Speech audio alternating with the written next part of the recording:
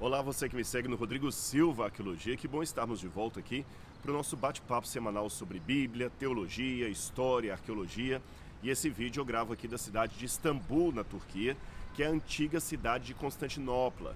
Essa cidade tem muita história relacionada à história da Grécia, da Anatólia, dos otomanos, do cristianismo. Só para você ter uma noção, essa história da cidade começa, na verdade, com os gregos, cerca de 600 anos antes de Cristo, quando o rei Bizas fundou uma cidade aqui e ela passou a se chamar então Bizâncio. No quarto século, Constantino, o primeiro imperador que pretensamente se converteu ao cristianismo, trocou o nome da cidade para Constantinopla. Que ato humilde da parte dele, não é mesmo? E depois, mais tarde, Constantinopla acabou se tornando Istambul e hoje faz parte da Turquia.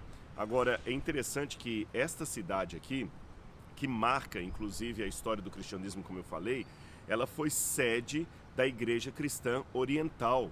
Tanto é que até hoje o patriarca de Constantinopla, que seria uma espécie, digamos assim, de papa da Igreja Oriental, a sede dele é aqui em Istambul. Porém, em 1453, quando os otomanos tomaram a cidade, os otomanos que chegaram aqui eram muçulmanos, eles haviam se convertido para o islamismo. Então a cidade acabou se tornando islâmica. Por isso que não apenas Istambul, mas todo o país hoje é majoritariamente muçulmano. 95% da população hoje aqui da Turquia são muçulmanos. Por isso que você vê para todo lado que você se volta aqui, uma mesquita construída. Ali atrás de mim mesmo tem uma. Aquelas duas torres que vocês veem bem fininhas ali são os chamados minaretes, que fazem parte de uma das muitas, das centenas, milhares talvez, de mesquitas que há por todo o país. E lá no fundo você vê o Estreito do Bósforo, que também tem uma história muito interessante de ser conhecida por aqueles que são apaixonados por história do cristianismo e história antiga. Mas esse vídeo hoje não vai falar necessariamente sobre a Turquia, mas sobre um achado arqueológico que aconteceu aqui perto. Eu estou me referindo ao Iraque, mais propriamente a região do Kurdistão. Ali você tem uma barragem, uma represa de água, um reservatório de água, que está com o nível das águas muito baixo desde 2006. É um afluente que vem ali, se eu não me engano, do rio Tigre, e esse afluente está baixo. É uma tragédia para a agricultura, o povo do Kurdistão, o povo iraquiano está sofrendo muito por isso. Esperemos em Deus que possa vir a água para eles logo, mas às vezes o que se revela a tragédia por um lado é a oportunidade por outro. Por que eu estou falando isso? Porque você tem uma cidade do antigo Império Mitanni que acabou de ser descoberta porque ela estava sob as águas e agora ela está aparecendo. Na verdade, desde 2006, eles já estão descobrindo algumas coisas ali naquela região relacionadas ao Império Mitanni, que eu já mencionei para vocês, daqui a pouco eu vou falar mais sobre ele, e já encontraram ali uma fortaleza, restos de um palácio e agora uma cidade. É lógico que os arqueólogos estão correndo ali para fazer um trabalho que a gente chama de arqueologia de resgate, com o intuito de pegar toda a informação que puderem dali, quem sabe o achado de pequenos objetos que podem ser retirados. Eu sei que eles já encontraram desde 2006 para cá e até agora, porque esse achado da cidade tem uma semana, no máximo 10 dias que aconteceu. Muita gente está comentando sobre isso aqui na Turquia. Eles encontraram também vários tabletes com inscrição cuneiforme. E a decifração, a tradução desses tabletes pode nos revelar importantes questões relacionadas a esta região e, por tabela, que iluminam as páginas da Bíblia Sagrada. Agora, antes de eu continuar a minha explanação, eu sei que alguém vai ser tentado a fazer uma pergunta aí.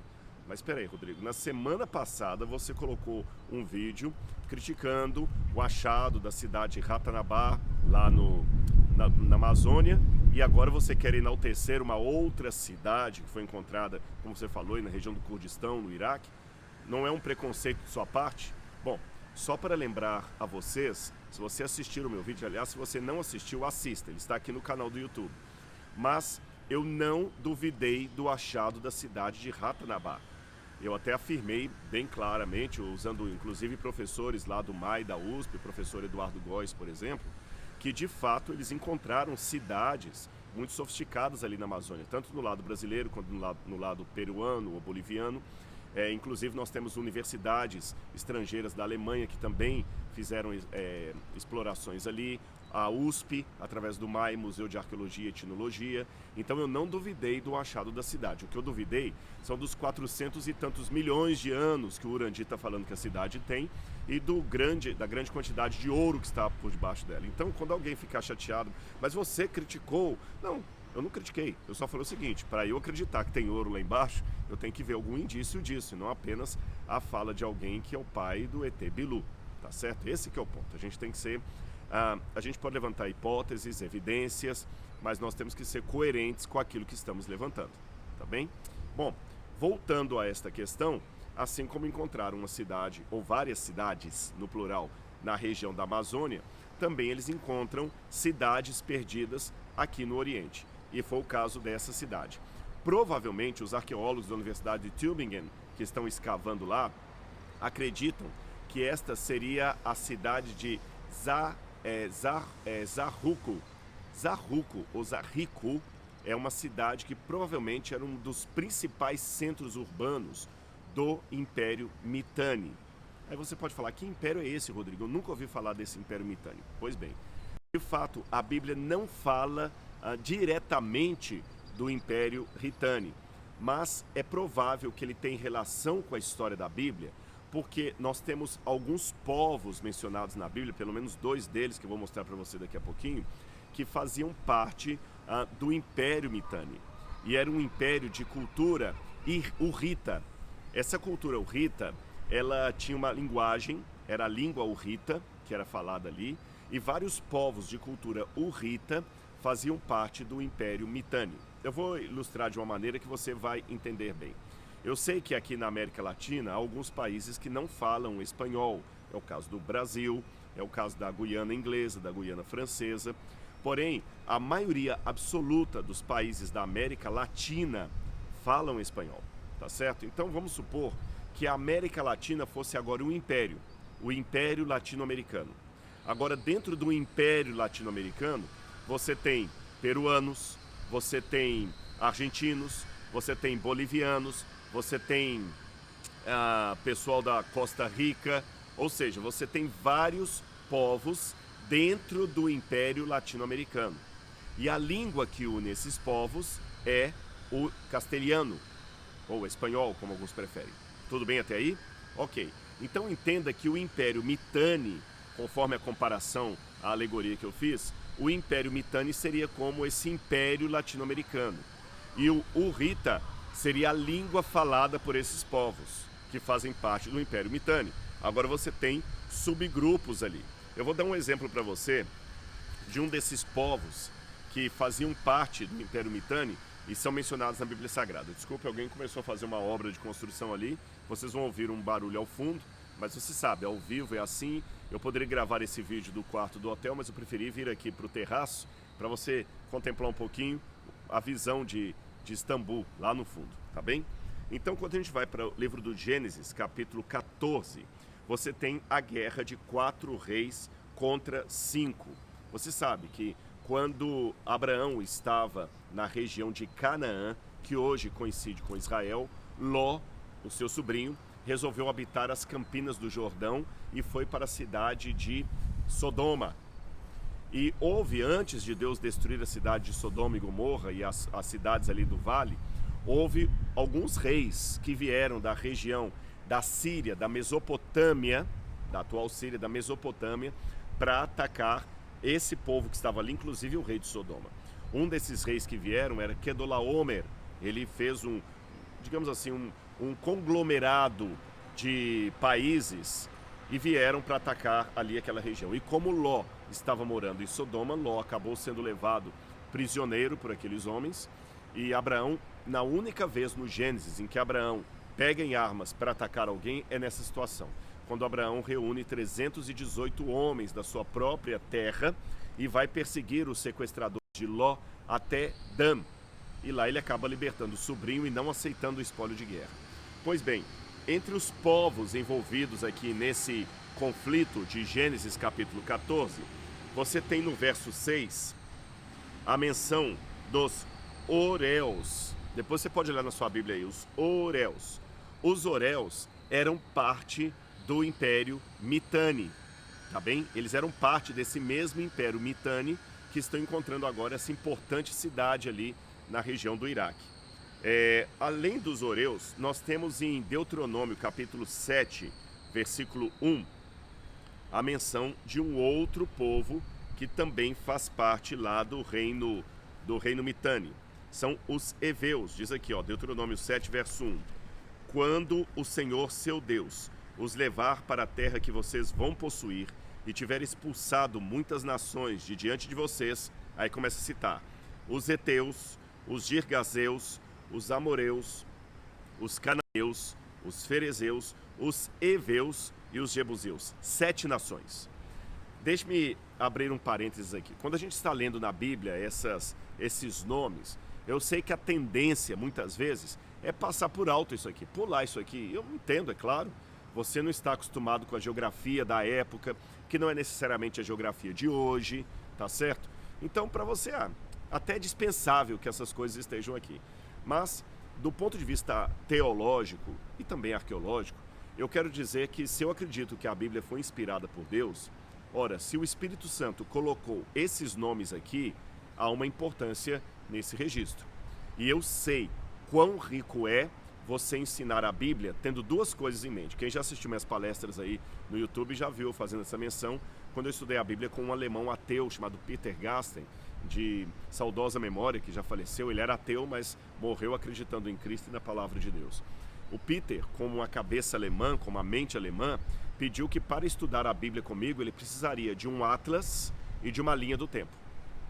E eu comecei a perceber a partir da requisição do Peter como realmente nós somos limitados na contextualização da Bíblia Sagrada.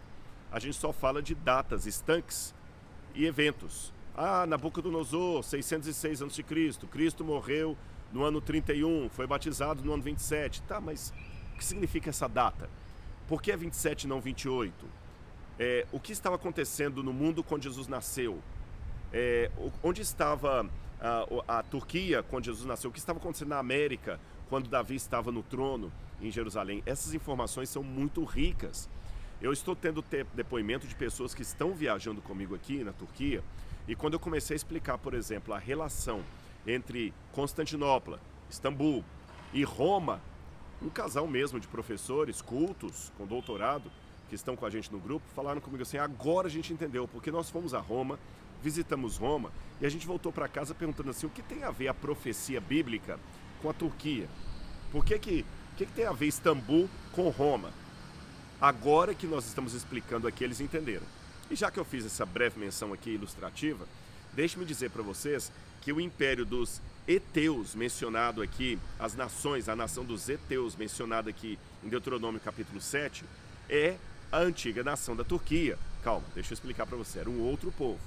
Num passado remoto, quem habitava essa terra aqui, que hoje nós chamamos de Turquia, eram os Heteus ou Hititas, tá bom? Eram os Heteus ou Hititas.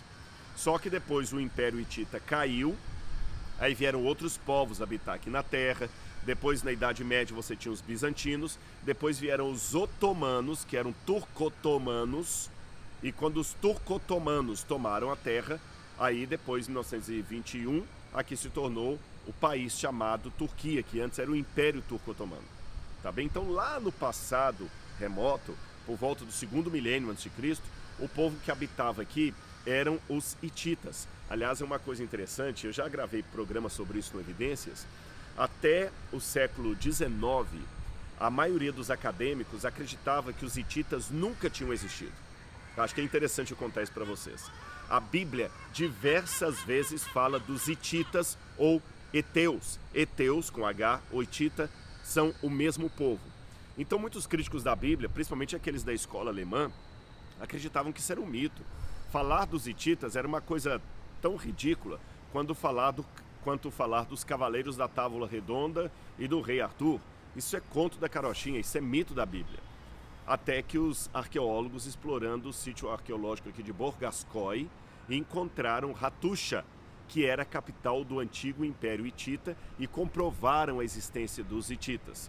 Eu vou gravar alguns reels aqui durante a nossa viagem para colocar no Instagram. Fica ligadinho lá no Instagram. Se você é inscrito no canal, nós temos quase 2 milhões de pessoas no canal do Rodrigo Silva Arqueologia e apenas um pouco menos de 900 mil no Instagram. Então convido você também, que você me segue aqui, siga também no Instagram. Eu vou fazer sempre alguns reels aqui, alguns vídeos, alguns stories para você acompanhar a viagem aqui, tá bom? Vá lá. Bom, então os hititas tiveram seu reino comprovado e a Bíblia confirmada. Ou seja, a Bíblia tinha razão, existiu esse reino. Quem estava equivocado eram os críticos da Bíblia. Então os hititas ou heteus estavam aqui. Mas eu sei que, se você está acompanhando o meu raciocínio, você deve estar falando assim, tá, Rodrigo, peraí que agora você fez um nó na minha cabeça. Porque você primeiro começou a falar de uma cidade do Império Mitanni que foi descoberta na região do Iraque. Tudo bem, eu entendi. Lá em Mossul. Na verdade, até próximo à cidade de Mossul. Uma cidade que foi tomada pelo Estado Islâmico, você lembra. Aí você deu um parênteses para falar do reino hitita. Quando eu olho no mapa, tudo bem, Iraque e Turquia são vizinhos ali, então faz sentido. Os hititas eram vizinhos dos moradores do Império Mitanni. Então, na minha cabeça, fez sentido. Os mitanes estão aqui na região do Iraque, os hititas estão aqui na região da Turquia. Eram impérios vizinhos. Tudo bem. Aí você falou de Canaã. E você mencionou na batalha lá de Abraão, um dos povos mitanes, que eram os Horeus, lá em Israel, lá na terra de Canaã. E você mencionou também os heteus, lá na terra de Canaã, porque falam que eram 7 nações que havia em Canaã, que Josué haveria de expulsar. Qual era o tamanho desse império? Canaã é Canaã. Se você fez essa pergunta, é uma boa pergunta. Nós não temos ainda, arqueologicamente falando, uma explicação de como povos, tanto daqui, da atual Turquia, como do atual Iraque, foram parar lá em Canaã, ou no máximo ali na Jordânia, na atual Jordânia e na Síria. O fato é que nós temos, no atual país da Síria, da Jordânia e também em Canaã, atual Israel, nós temos comprovação arqueológica de que alguns grupos, tanto dos heteus, daqui da Turquia, quanto dos Mitanni, lá do Iraque, estavam morando ali. Agora, como eles foram parar lá, até hoje não sabemos. Quem sabe algum achado arqueológico futuro possa nos dar uma resposta em conteste.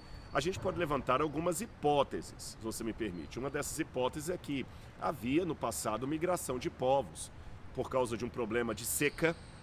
Está havendo uma seca agora ali na região do Iraque, do Kurdistão, uma questão de seca, uma questão de guerra.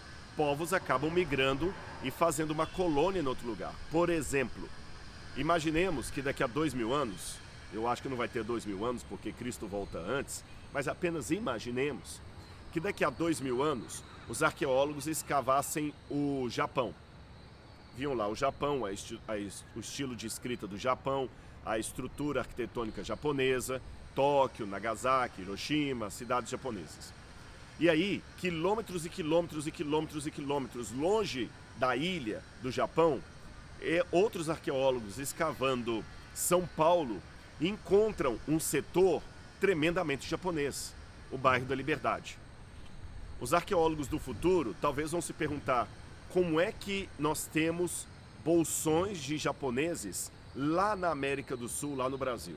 E se eles não tiverem textos que contem essa história, eles também terão que levantar hipóteses de como você pode encontrar japoneses no Brasil tão longe da ilha do Japão. Nós sabemos o porquê. Na época da guerra, um pouco antes da Segunda Guerra Mundial, muitos japoneses, italianos, poloneses, polacos e outros estrangeiros vieram trabalhar no Brasil na agricultura e acabaram fazendo colônias ali. No Rio Grande do Sul você tem um monte de colônias alemãs, no Espírito Santo tem colônias pomeranas, colônias japonesas em São Paulo, colônias também de coreanos que vieram para o comércio, ou seja, libaneses. Então nós temos muitas dessas colônias que vieram para o Brasil pela oportunidade de trabalho. Então pode ser que no passado remoto, eu estou falando por volta de 1500 a.C., alguns desses grupos migraram para a região lá de Canaã e fizeram colônias. Aliás, quero o exemplo de um hitita famoso que foi morar perto ali de Canaã e tornou-se inclusive funcionário do rei de Israel, Urias. o marido de Batseba. Urias, aquele mesmo Urias que Davi covardemente mandou matar depois de ter adulterado com a mulher dele. Urias, o grande valente de Davi, que foi covardemente morto, Urias, de acordo com a Bíblia, era hitita. Então seria como um japonês nascido em São Paulo, um Ninsei, ou Sansei, descendente de japoneses, que nasceu em São Paulo, mas é descendente de japoneses, ou quem sabe um japonês mesmo que migrou para o bairro da Liberdade. Ou Urias nasceu aqui na região da atual Turquia e foi pequeno para perto de Canaã e depois acabou se convertendo e passando para o lado dos hebreus, ou ele nasceu lá, mas filho de pais hititas. O fato é que a Bíblia chama Urias de Eteu. Mas isso foi apenas uma digressão. Vamos voltar para essa cidade que descobriram agora lá no Iraque. Como eu falei com vocês, o Império Mitanni não é mencionado na Bíblia, mas nós temos 2 bolsões de povos relacionados a eles que são citados na Bíblia. Agora veja como o achado do Império Mitanni também nos ajuda a entender a Bíblia.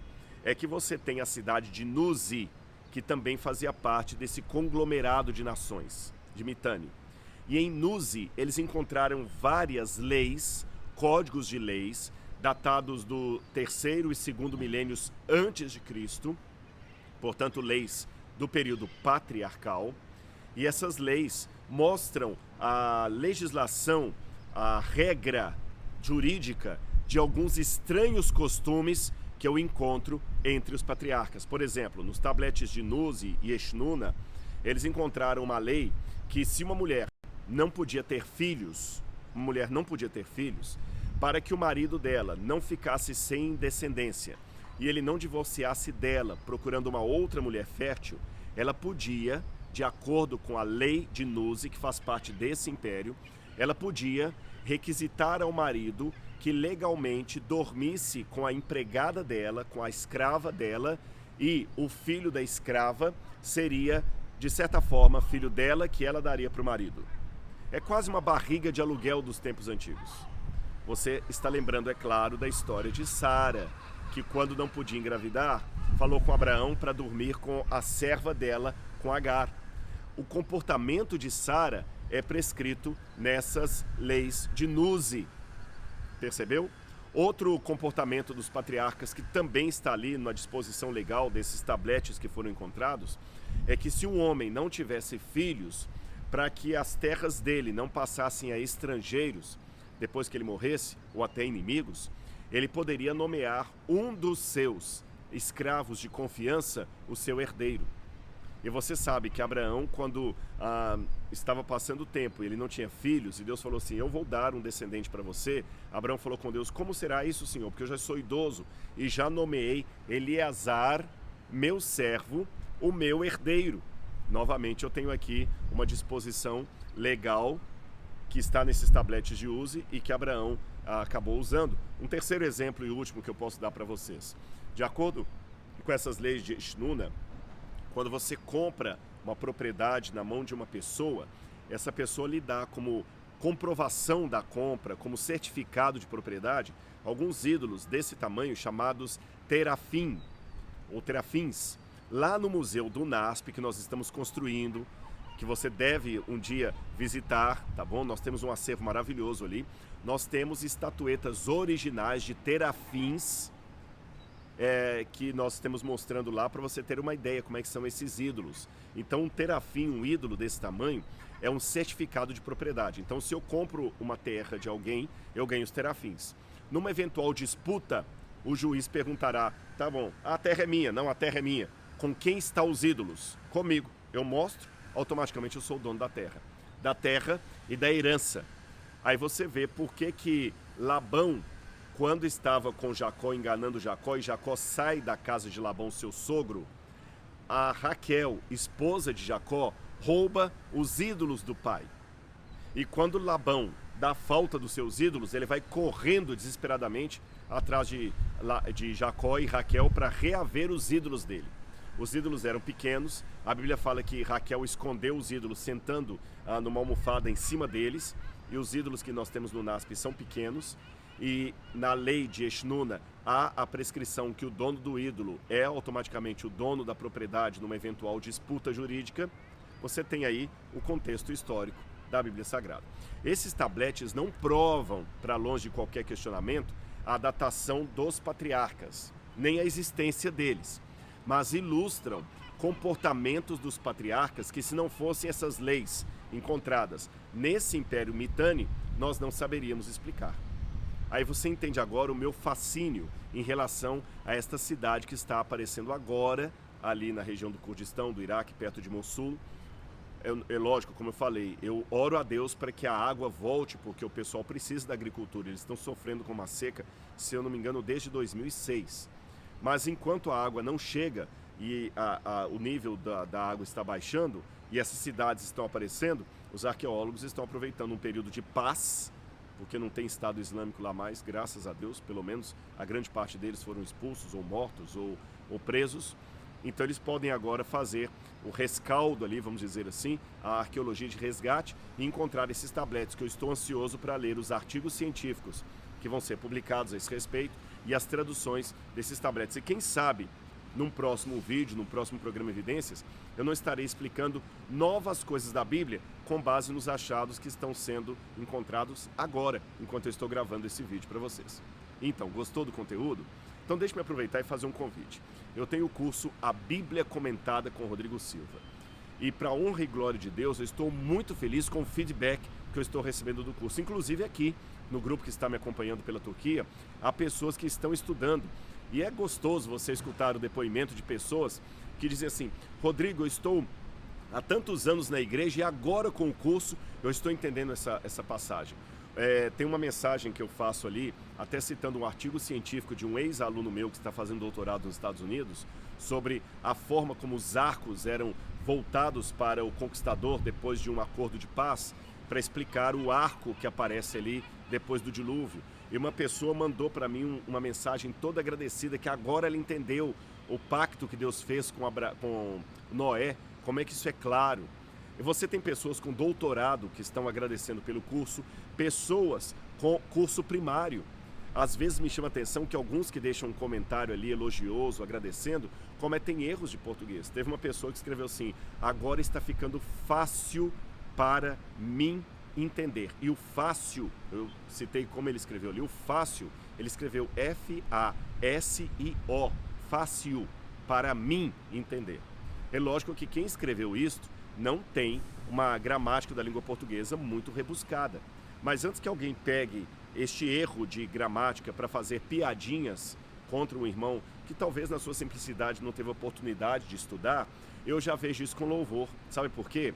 Eu percebo que, apesar do curso A Bíblia Comentada com Rodrigo Silva ter material acadêmico de sala de aula de faculdade de teologia, o material que interessa a quem tem doutorado, é um material que também está acessível a quem escreve fácil, da maneira como esse irmão escreveu. Ou seja, eu louvei a Deus por isso, porque o curso está atingindo tanto a intelectuais como a pessoas mais simples. É o Espírito Santo, é o mesmo Espírito que inspirou esse livro aqui. Então vou deixar no descritor aqui o link como você pode acessar o curso, como você pode saber mais informações. São mais de 15 mil alunos, mas ainda há espaço para você também, tá certo?